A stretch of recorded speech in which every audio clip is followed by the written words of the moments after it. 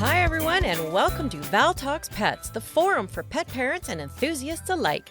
Having been in the pet industry for over 10 years now, I am going to share with you issues and questions that arise as I work with pet parents on a day-to-day basis. I am not a veterinarian, but I do have certifications in canine, feline, small animal, fish and herptile, and avian health and nutrition from the University of California, Davis Extension.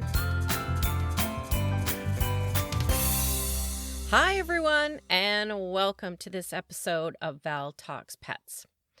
Well, this episode is one that has caused controversy, mayhem with dogs' diets, and basically left many pet owners very confused as to what to feed their dogs. I am talking about DCM, Dilated Cardiomyopathy. If you haven't heard of this yet, well, maybe that means the panic and knee-jerk reactions have settled down. Or it just hasn't reached your ears as of yet. So I'm going to try and wade through this miasma of misinformation, look at some peer-reviewed papers, and see if I can't help pet parents navigate through this rather confusing health issue. So, what is DCM? DCM, as I stated, is dilated cardiomyopathy. It is a type of heart disease predominantly in large and giant breed dogs. According to Upstate Veterinary Specialties, there is a progressive heart muscle dysfunction, chamber dilation, and eventual congestive heart failure or death of affected patients. As also stated, the exact cause of the condition is unknown, but genetic factors are presumed to play a role. Basically, the heart muscle enlarges and it becomes harder for the heart to pump. According to vcacanada.com, Dr. Ryan Lara and Dr. Ernest Ward contributed to an article that states that DCM is the most common cause of heart failure in certain large breeds of dogs. These include boxers, Dobermans, Great Danes, Irish Wolfhounds, and St. Bernards. Occasionally, German Shepherds, and some medium-sized breeds such as Cocker Spaniels, English Springer Spaniels, and Portuguese Water Dogs are also affected. Small breeds rarely develop DCM. It is most often diagnosed in males rather than females. In early 2019, the FDA, Food and Drug Administration in the U.S., released a statement that said that there was a possible link between DCM and dogs eating diets containing peas, lentils, potatoes, and other legume seeds as a main ingredient. Now, if you have ever shopped for grain-free food for your pet, you will have noticed that often potato is in the ingredient list and peas, and you may also see chickpeas or garbanzo beans as well, which would be considered a legume. But note whether these are main ingredients.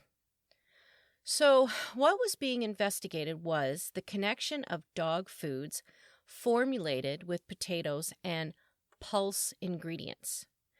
Pulse ingredients are powders made from fractions of high-quality lentils, peas, chickpeas, and faba beans.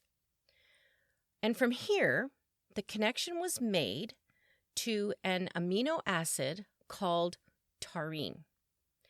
Taurine is a sulfur-containing amino acid important in the metabolism of fats.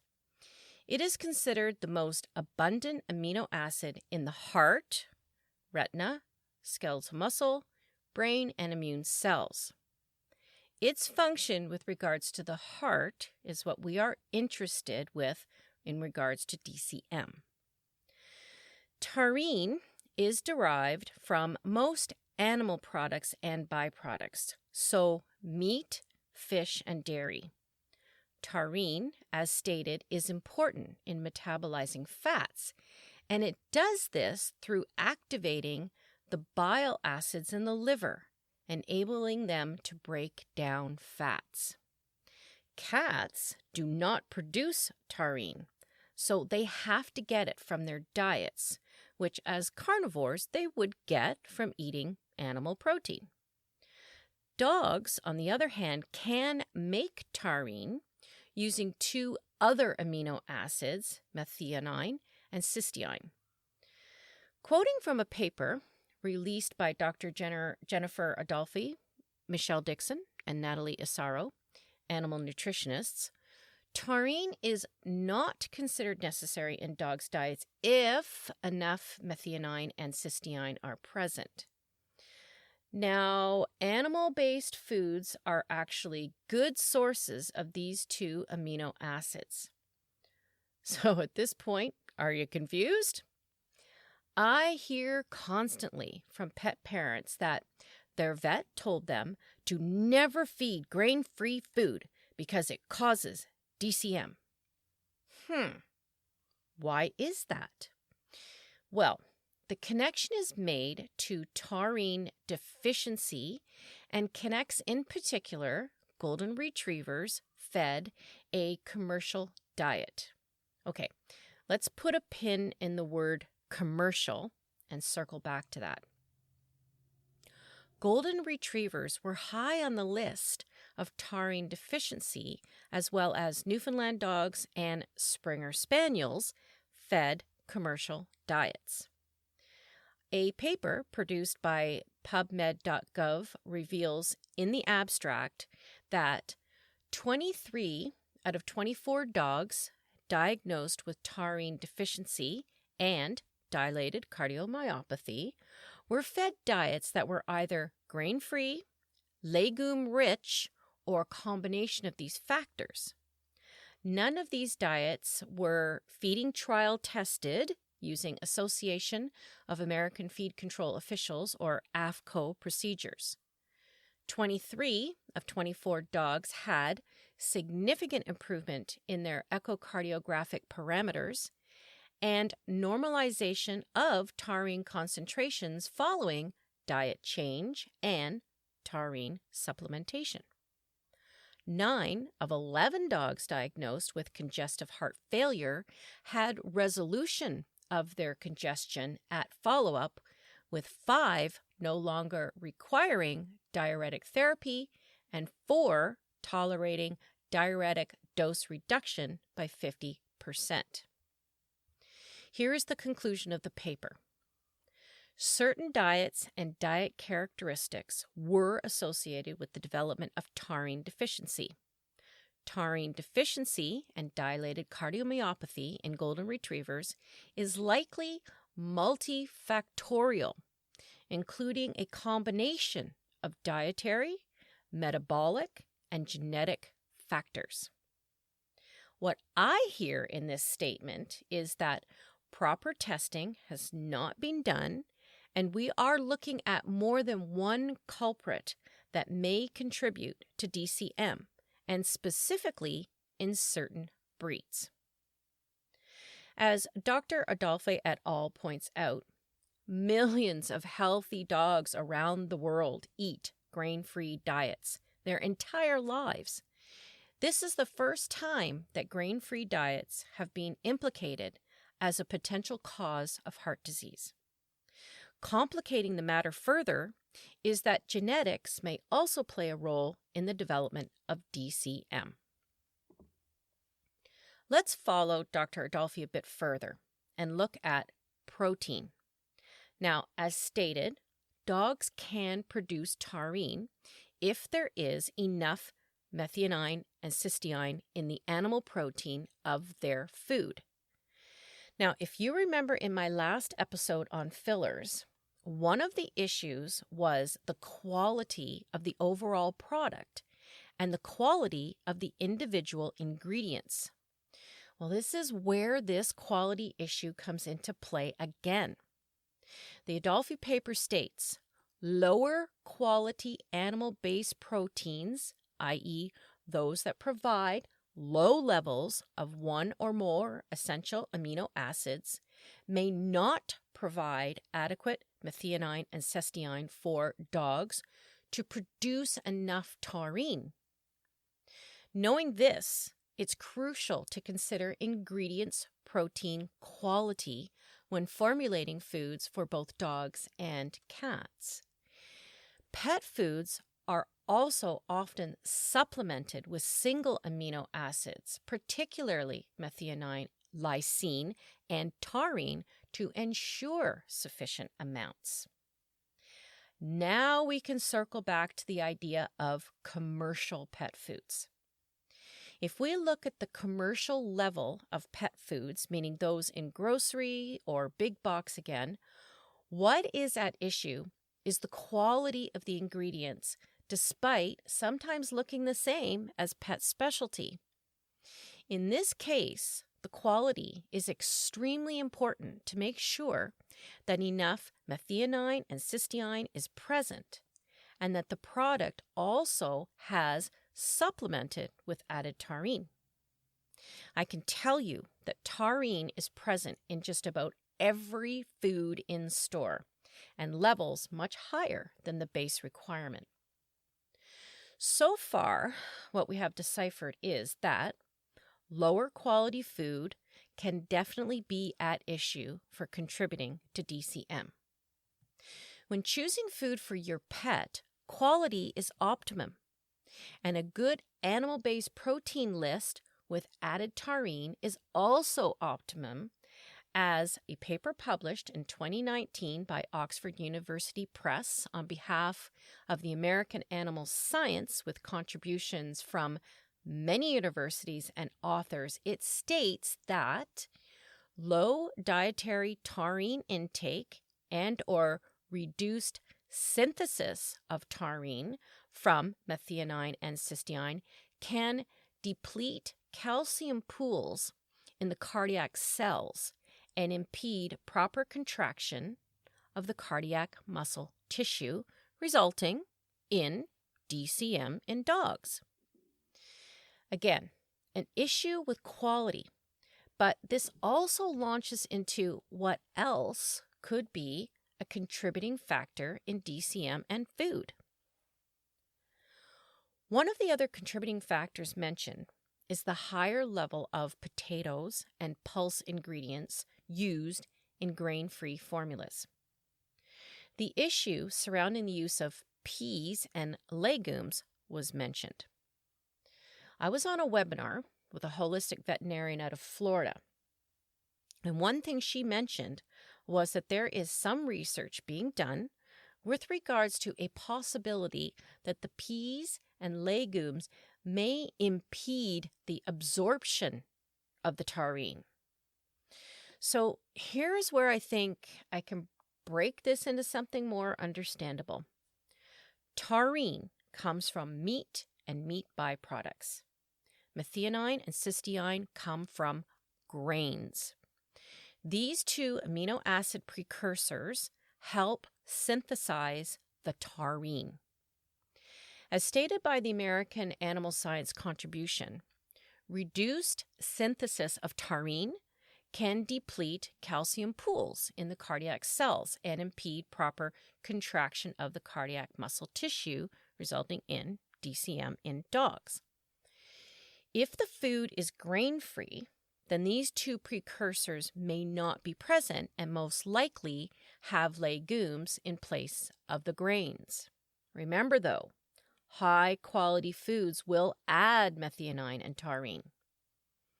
At present, there is no data that links the legumes to impeding the assimilation of taurine or to DCM, but what really would be at issue is the lack of methionine and cysteine. A paper from August 2021 from theguardian.com explains that upon detailed analysis through a process called foodomics, researchers found that the ingredient most strongly linked to suspect compounds was peas. However, the FDA is not considering a ban on peas in dog foods yet, according to the agency, because legumes and pulses have been used in pet foods for many years. There is no evidence to indicate they are inherently dangerous. Rather, the problem may be one of quantity, as the FDA Center for Veterinary Medicine indicates that pulse ingredients are used in many grain-free diets in greater proportion than in most grain-containing formulas. What I find is causing a lot of confusion is the statements that grain-free food lacks taurine and therefore causes DCM. Well, that's impossible because taurine comes from meat. It is the 2 amino acids, methionine and cysteine, from grains that are the synthesizers for taurine, or what is needed to absorb the taurine. So taurine and meat are not at issue. The FDA updated its research this past August looking into what is called non-hereditary forms of DCM. And according to hemopet.org, forms of DCM occur in dogs as a complex medical condition that may be affected by the interplay of multiple factors such as genetics, underlying medical conditions, and diet. Aspects of diet that may interact with genetics and underlying medical conditions may include nutritional makeup of the ingredients and how dogs digest them, ingredient sourcing, processing, formulation, and/or feeding practices. Well, doesn't that just make things as clear as mud? And to make things even more gray, the FDA has received reports of non-hereditary DCM associated with both grain-free and grain-containing diets. Well, that's because many grain-containing diets also use pulse ingredients, if indeed pulse ingredients are contributing. And in the investigation, the FDA did not find one vegetarian or vegan dog food implicated when these are entirely plant-based diets containing some of the highest levels of peas, lentils, and potatoes. So as you can see, this is a really difficult topic. And really the answer to how dogs present with DCM is that there is no definitive answer. So let's see if I can summarize.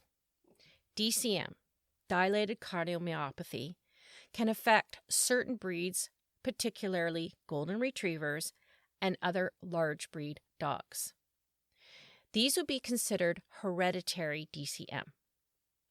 Grain-free foods are targeted because it was thought that the lack of grains meant a lower level of 2 amino acids, methionine and cysteine, found in grains would reduce the absorption of taurine. But remember, in a good quality food, the methionine and the taurine is added in a supplementation. Grain-free foods often have a higher level of potatoes, peas, and legumes or pulse ingredients. At this point, there is no evidence to suggest that legumes is impeding the absorption of taurine, but peas may be at issue, but again, at this point, there's no data to support any ban on peas. Quality of the ingredients is a real issue. Good quality grain-free food ensures that taurine is added at levels usually higher than actually needed. Treats with good grains can be added to a pet's diet, as well as directly adding taurine through a supplement. So, should you be all of a sudden changing your pet's food? Well, no. Many pet parents were put right into a real quandary when this whole thing broke, because when they feed their dog grains, the poor things turn into itchy, hot spot messes. In this case, no, don't change to a grain-inclusive food unless you wish to try something with an ancient grain that would be more friendly for a pet with grain intolerances and see what happens. If the same happens, then you have no choice but to keep grains out of the diet and then use a taurine supplement. If you are worried, I also recommend that instead of changing diets, make up a pot of whole grain brown rice or quinoa, even some organic oats, and add that to the meals. This way you know how the grains were prepared and you can go organic if you wish. Here are some other ways your dog can get methionine and cysteine. Eggs are exceptionally high in methionine and cysteine. One egg can contain 135 milligrams of cysteine and 190 milligrams of methionine. So adding a cooked egg would be a great option. And if you look at your pet food bag, if it's high quality, you will more than likely see eggs as an ingredient. Spinach is also a good source and can be given to healthy dogs. There is a slight issue about dogs with kidney issues eating spinach, but it would have to be a lot of spinach to cause problem. Goat's milk. Goat's milk is not only a great source of methionine and cysteine, it is also high in taurine. Well, that's a win-win. And I would also like to share something from CanadianPetConnection.ca. As they say, one friendly word of caution. Be aware of veterinary offices, or anyone else for that matter, claiming that there is evidence linking certain pet food brands to DCM. To the FDA's own admission, there is still no proven connection between any grain-free pet food and dilated cardiomyopathy. Unfortunately, it has come to our attention that certain vet clinics in North America are taking advantage of their position in hopes of promoting their own veterinary exclusive products. Some clinics have even gone as far as demonizing specific popular pet food brands and maybe manipulating their clients' trust for monetary gain. That's not to say all veterinary offices are doing this, but please be aware of anyone using this predatory practice. Well, from that, this leads me to my pet peeve section.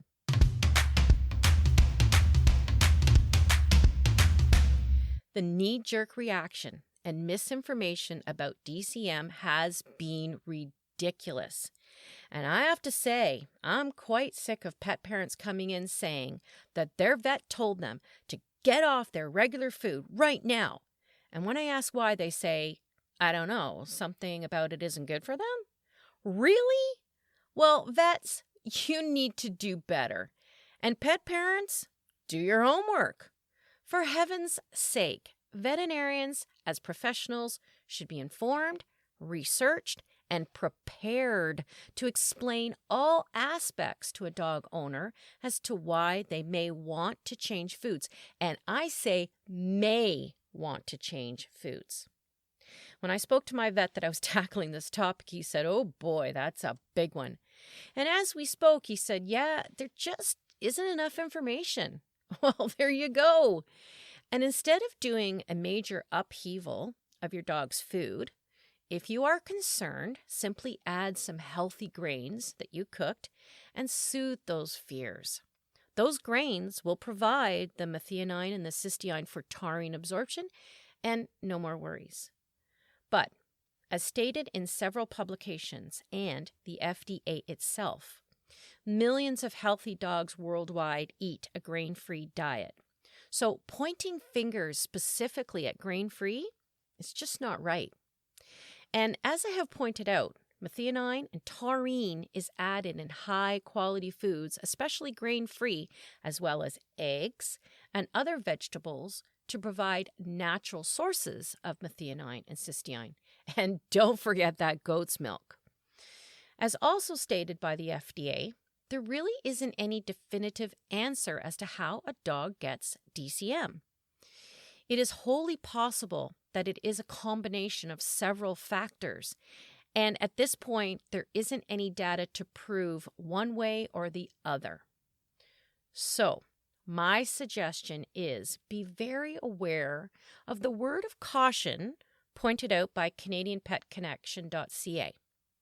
And be very wary of your vet's office if they give you no real reason to change food, and especially if they direct you to the food they sell.